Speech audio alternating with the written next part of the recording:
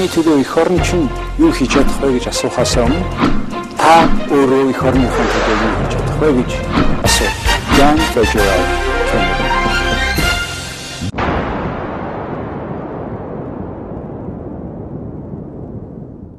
Good evening. Tonight we have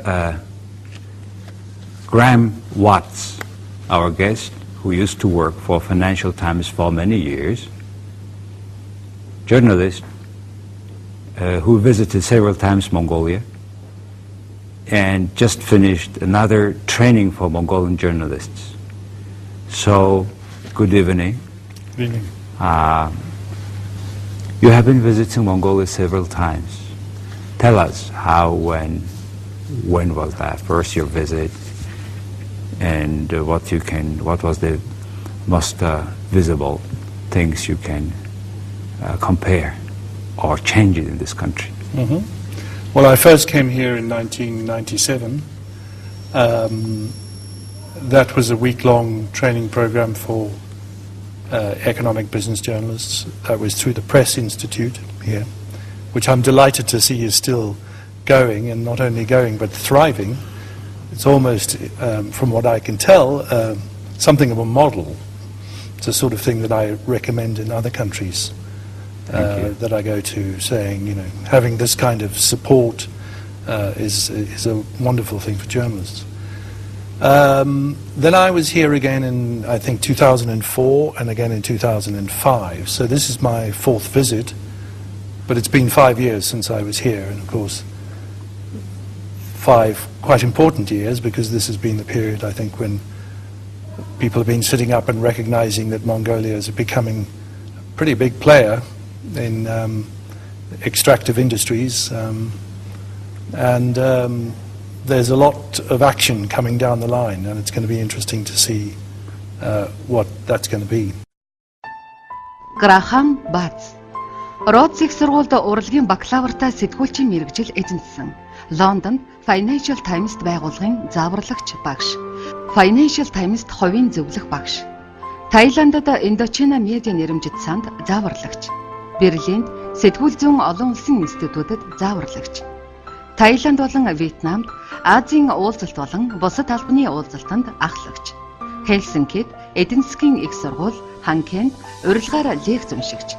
Таиланд болон Мянмарт зааварлагч. Лондонд Сити их сургуульд сэтгүүл зүй болоод олон нийтийн харилцаанд лекц уншигч. Висконсинд Мэдисоны их сургуульд сэтгүүл зүйн магистрийн туслах. Ажиллаж байсан улсууд: Хятад, Энтхэг, Индонез, Кен, Малайз, Монгол, Мянмар, Нигер, Пакистан, Филипп, Сингапур, Өмнөд Африк, Швейцар, Таиланд, Вьетнам, Замбия, Зимбабве. 2008 онд Умеш Рамакришнаны дээш гарах цахилгаан шат үгүй. Редактор. 2008 онд Жорж Магнусын хөгшрөх үеийн зөвлөх редактор. 2008 онд Жозеф Явстеглиц болон Линда Белнисийн 3 тэрбумын дайны зөвлөх редактор. We became Mongolia for a while. Mongolia, I've read that, yes, that concept. 13 years,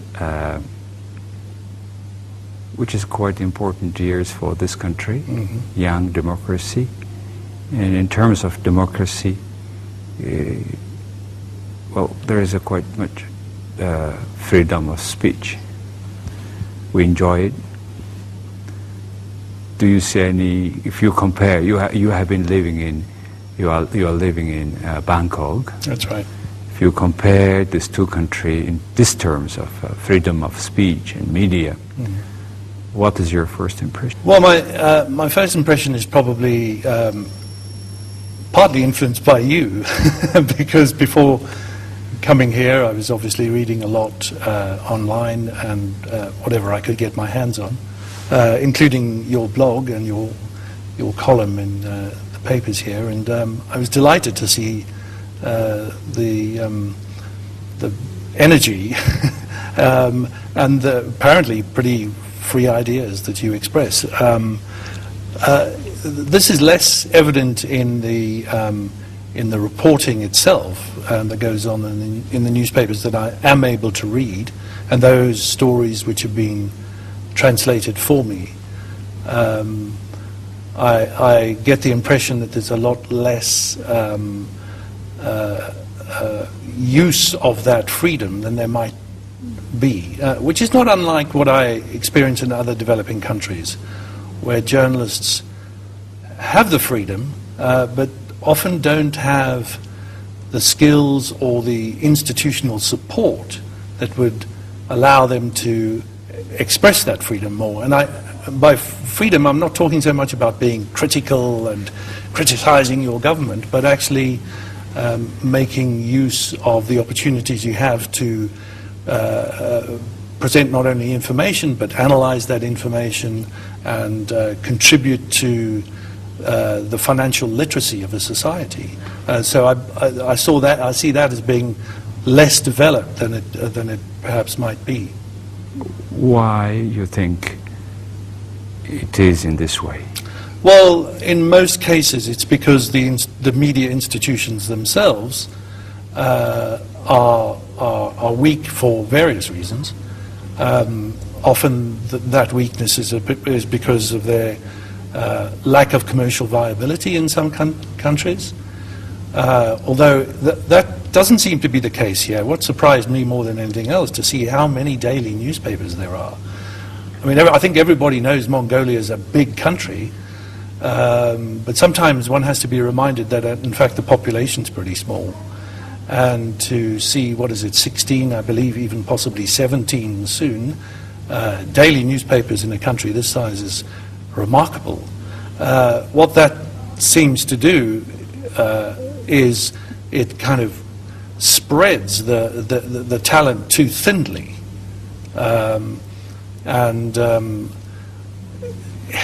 If that were a little more concentrated, I think journalists would be given more support. By that I mean better pay, for example, better resources to be able to do their jobs better. Is it because there is a less competition, or it is not saturation of market, or still so much freedom to spread away?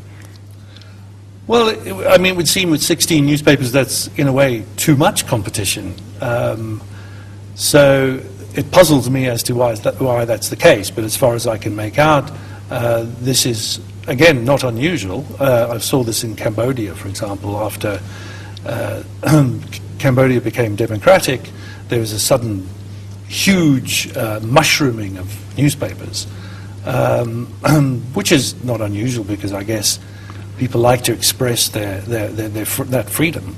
Logically, down the road, do you expect it to be a bit narrow, fewer? I would imagine so. I think it would make more sense to the media owners unless their agenda is primarily political.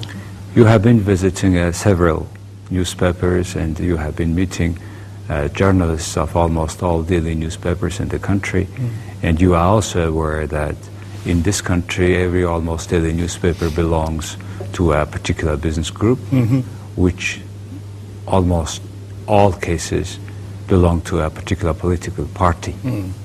And it could be a strong weapon, tool for promoting their party, their businesses. How is it regulated or do we need to regulate it? What's the best way so that daily newspaper reflects the concerns of ordinary people? Well, I think regulating media is a difficult area. I think you would find journalists and media owners in most countries saying, we don't want government involved in regulation. If there's any regulation to be done, it should be self-regulation by us. What I think would be likely, and I hope happens, is that as the media market matures, so the media owners will begin to realize that in fact there's more to be gained by a more balanced, diverse content in their papers than the sort of thing that is aimed at promoting their political or their business interests. Because I think people overestimate how much influence they actually have. and underestimate the intelligence of readers. So the idea that if you keep shouting your message often enough and loudly enough, you will persuade people. I don't think that really works that way. I think people are much more aware of the fact that you're trying to persuade them of something. So I think as media owners begin to realize that, I think they'll probably start allowing more diversity, more balance in their papers. And that would be good for them commercially too. You can make money from your newspapers without turning them into mouthpieces. So this is a normal process of early development of media. I think so. I mean, I think if you go back, look at the media way back in Europe and the United Kingdom in particular, which I'm familiar with, America, most media started out as mouthpieces of political views, and then they realized, in fact, it would be better for the society as a whole to let the media sort of get on with providing information and allowing diverse debate. You have been working for many years for the Financial Times. That's right, 21 years. 21 years, which is one of the giants of the mainstream global media today. What is it like to work there, and how do you find the role of this sort of size giant media in the world, the way we impacting on the way we live? Well, it was wonderful working at the FT for 21 years. I left 4 years ago. There were all 21 years were wonderful. You do feel very much part of the debates in the world. Some people think of the Financial Times as being a British publication. It's not. It's based in London, but in fact, probably now between 2/3 and 3/4 of its circulation is outside of the UK. The mentality, the mindset of the journalists is very not British. Huge numbers of the journalists are from all over the world. How many people do they work? I guess there are about 200. I've never really looked at the official document saying how many people work there. How many offices are around the world? I think the FT prints in about 17 different print sites. Very big offices in Brussels, New York, Washington, Delhi, Tokyo, Hong Kong. Very large offices, and then smaller offices right across the world. Unfortunately not here. Maybe when is it coming? I think it'll come when the mines start producing. And when the economy is of that scale that it impacts or directly, indirectly the world market in this or that way. Why? How you became a journalist? To change the world. I didn't succeed, by the way. Well, you were born in South Africa. That's right. And during the apartheid time, you have been writing.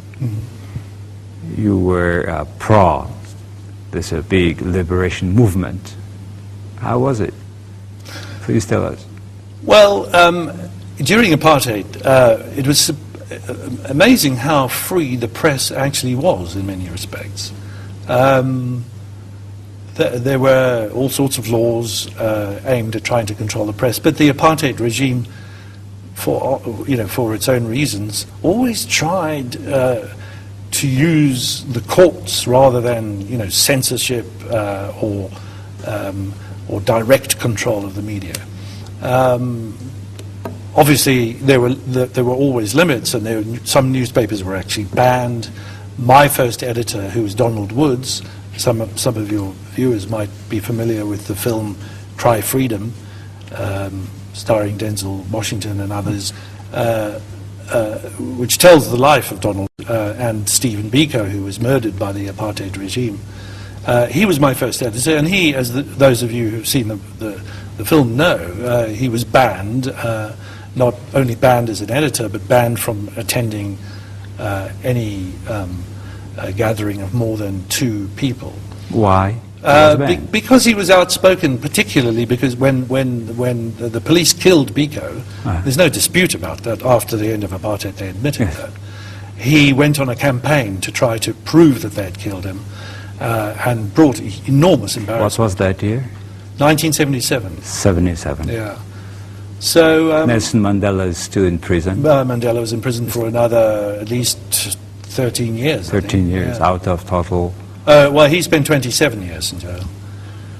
But there was quite a lot of space we were able to utilize, and so the primarily English language media was quite critical of government and was able to report a lot of things, and so I felt it wasn't like being in Burma, for example, which has pre-publication censorship and you can't say anything.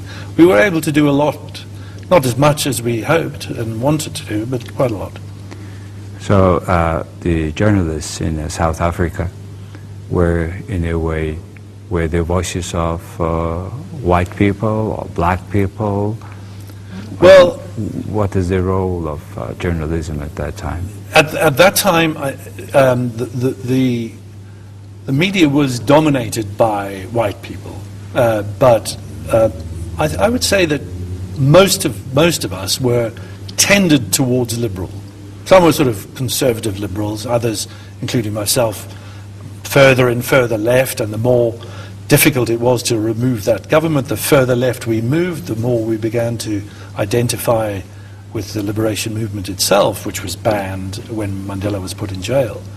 And so I think many of us believed our role was to give a voice to the voiceless. So well, that's good, voice to voiceless. Later on, when the apartheid regime collapsed, the blacks came to the power, and there was also certain economic ups and downs. If you were happy with the change that occurred after? Yes, I mean, there isn't any doubt whatsoever that South Africa is a better place than it was. Hugely better, not least because the entire population now has a dignity that was deprived of them under apartheid. What is a percentage of white people in South Africa now? It's only about 5 million out of 45 million, whatever that percentage is. It's around 10%, yeah. Lower than 10%, yeah. I guess. Yeah. They still play the largest role in commerce and industry and business, but there's a very rapidly growing black middle class. But unfortunately, that black middle class and the politicians in power, those who succeeded Mandela, have kind of lost sight of the fact that there's a lot of other people whose lives have not changed materially. That dignity is changed. But this is not to that extent like in Zimbabwe. No, currently. no, not anywhere near like that. South Africa is a pretty thriving, healthy, democratic country, and the media is very, very vocal, very, very free. Over maybe 20 years ago, I visited Zimbabwe. Oh yeah. That time, current President Mugabe was a prime minister, and I was stunned with the services the people were receiving around the University of Harare. There were a man who was bringing milk to each household there. Right. So I was so shocked about their living standard. And that country, a thriving economy at that time, today is in rubbish. Yes. People are starving. Yeah. So see the combination in South Africa, in Zimbabwe, the ratio of black and white, and their relations. So obviously media had played an important role in this huge change and still to play there. One of the main differences, of course, is that Zimbabwe's transition from white rule to majority rule, the institutions of that society had no checks and balances, no independence. Judiciary, central bank, all of those things just fell under the ruling party. And it basically became a single-party state. A person almost. Yeah, exactly. Mugabe, incidentally, was one of my heroes once. And it was, you know, with great sadness that I've seen him turn into a tyrant. Why was he your hero? Because he He stood up bravely against the regime that jailed him while he was in jail for 7 years or something. He did 2 PhDs. I mean, he's got an impressive brain. Intelligent man. Yeah, but if you give a man power for so long, unrestrained power, and surround him by people who say yes sir, he becomes a tyrant. This has happened throughout history. Power is corrupt. Power corrupts. Absolute power is absolute power, and he has absolute power, has corrupted him absolutely. Well, thanks to this democracy, probably we are going to avoid it. Yep. And still a lot of things to go ahead. Yeah. Now let's go back to Mongolian mainstream media. And 16 newspapers is a lot. And we have over 10 TVs as well. Right. So altogether, there is no, I believe there is a competition, but in terms of content, a lot of things to do done. And basically, it does also depends on quality of journalists and their works. Yeah. And you have been meeting them. What do you think are the bottlenecks in Mongolian journalism? Yeah, I was struck this week by the talent that I've met. The exuberance, the enthusiasm, the intelligence, and the energy of the journalists. So there's no shortage of talent out there. What there is, it seems, is a shortage of institutional support to turn that talent into good journalism. So when I heard that people were writing between 4 and 6 stories a day, I immediately recognized that there's nobody that I know of on earth who can write 4 to 6 good stories a day. You can write 4 to 6 bad stories in a day. And I think in time, I hope media owners will recognize that. You can write 1 story in a day, you can write 3 stories on a really hard day, and then you can have 2 or 3 days in which you spend more time researching and more in-depth stories. And that way you serve your society much better, you serve your media organization much better. The media organization then gets read more or watched more, and it then starts becoming commercially more viable and makes more money for its owners. What is it like working as a team with editors and journalists together? And you have been obviously reflecting September 11. Yes. So what was that day like, and what you have been doing, and how do you recall it back now?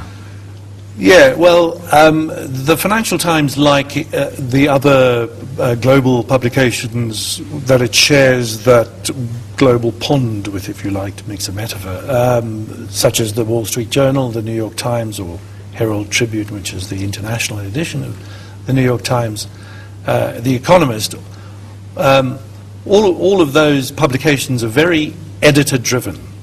They're very strong middle-level of editors, very strong, a lot of them. No writer, no reporter ever embarks upon or places a story in the process without considerable discussion. It's the intellectual heart where everyone discusses the story, looks for the angle that they want to develop and so on. And so that's really important. I found that missing here, by the way. But just to stay on the point you were making, yes, I was on the FT on September 11, and it was about lunchtime in London, 10 to 9 or whatever in the morning in New York. And it was the most astonishing news story I think any of us have ever worked on. I was involved in the next day in just trying to assemble some kind of understanding of what had happened. People were still too stunned to even guess. I think even at that stage the word Al-Qaeda hadn't come up by the next morning, but then it emerged during the course of the day. I was still at that stage saying, be careful, remember Oklahoma, that wasn't some madman. They were expecting, working together with about 20 reporters, I being the editor in this case, and these 20 reporters in different countries, we reassembled, as it were, reconstructed the event for the Saturday paper. We did a double-page spread. Those 20 reporters spent Wednesday, Thursday, Friday working on the stories, filed them to me, and I assembled that double-page spread, and it was like playing in the cup final. And how large was the story? It was 6,000 words, so it was a double-page spread.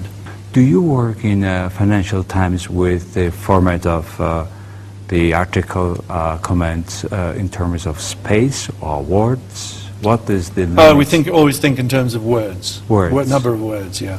And what is the average, say, commentaries words in Financial Times, as well as for, say, columns? Do you have particular standard? Yes, the FT has a daily an analysis page, which we call the big page, and that is you pick some emerging trend or event and explore it at great length. Sometimes it's broken into two pieces, but the same subject. The total number of words of that is about 2,500. But following that are the two main commentary pages with the paper's own comments, and some letters. But there's a mixture of pieces that range between 450 words, some short pieces. 750 is probably the average, and then leading commentators like Martin Wolf, who's the chief economic commentator on the FT. His pieces are probably around 1,000. Tell us about this op-ed. Yeah. So that op-ed is the idea that it's the page opposite the editorial comment page, and in sense of content. Yes, its primary role is to provide the forum for intensive debate between intellectuals, policy makers, experts of one form or another. Most of them are not journalists. Most of them are academics, think tankers, some of whom move in and out of journalism, some of whom move in and out of politics. But the classic now is Paul Krugman in the New York Times, right? Yes. Nobel Prize winner in economics, but he writes like a dream. He writes beautifully, 750 words probably, once a week in the New York Times, and it's really strong. The FT tries to do the same sort of thing. Keep the debate lively, up to the minute, full of new ideas or looking at old things in new ways. How do you see the difference between the main competitor of which are Financial Times and New York Times? Why would people to select one or another? What a difference position? Right, interesting question. The New York Times is probably the most beautifully written daily newspaper in the world. Eloquent. In the English language. Beautifully constructed stories, very long researching, well edited, and so on. But its news agenda is less economic and financial than the FT. The FT, despite its name, Financial Times, doesn't define its agenda as financial. It defines its agenda as all those things happening in the world which are very important for policymakers, including businessmen, that they should know about, right? And should know about in depth and with understanding. And of course, the world being the world, much of that is economics and business. There is also a very nice section at weekends of Financial Times. Yes. And how do you compare that weekend issues with the ordinary days issues? And does it change? Does it sway your audience? Yes. Well, my last 4 years at the FT, I worked in the weekend section as the editor of the Colour magazine. Wonderful sections, by the way. Oh, thank you. And I loved it. I had 17 years in daily news, and then the last 4 years in what might be called literary journalism, which I loved. Telling stories, long stories, still journalism, in a narrative form. Covering books, arts, theatre. It was wonderful. And the audience was quite different in some respects. The overlap was probably about 60-70%. But it's the FT's readership at leisure, and they wanted to be intelligently entertained. International Herald Tribune. Those are three newspapers you will find, obviously, every morning in any global city. Yeah. In any global city. In terms of International Herald Tribune, how do you see the difference? Well, the Herald Tribune being the sort of international edition of the New York Times, since the New York Times bought out the Washington Post's share, it is essentially the New York Times without the American bias. So its world agenda is also quite strongly economic. I mean, they do a lot of economic reporting. I think, but they still, it's still the slightly softer, still the slightly more political side of things than the Financial Times is. Well, while you are here, this time and last time, you obviously have seen Mongolian content in English, which is not that big. And I think our exporters are not able to receive fresh news in English all the time. In that sense, what do you see the future of English paper in the country? Well, I would imagine that over time there will be greater demand for news and understanding, if you like, which is going beyond news into analysis and to the op-ed type sort of thing I was talking about. Greater demand for that in English, not because everybody is English, but because Germans read English and Swedes read English and Chinese will read English. So there will be a cosmopolitan, as it were, demand for information about Mongolia that's not in Mongolian, because not many of us read it. So I would have thought there's scope for that.